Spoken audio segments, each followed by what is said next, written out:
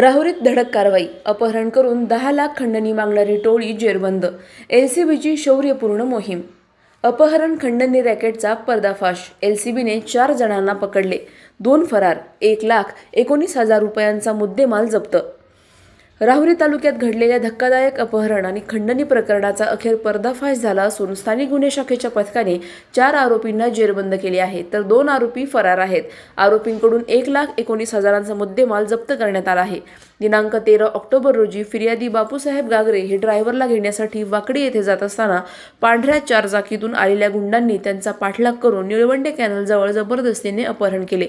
फिर्यादीला एका निर्जन गोडाऊनमध्ये नेऊन त्यांना मारहाण करण्यात आली आणि 10 लाखांची खंडणी मागण्यात आली.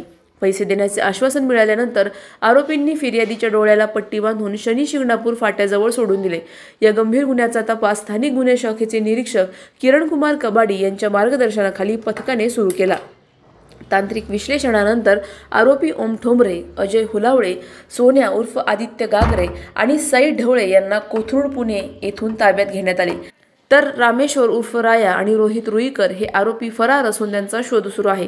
ताब्यातील 4ही आरोपींना राहुरी पोलीस स्टेशनमध्ये हजर करण्यात आले असून पुढील तपास सुरू आहे. ही कारवाई पोलीस अधीक्षक सोमनाथ घारगे यांच्या मार्गदर्शनाखाली करण्यात आली.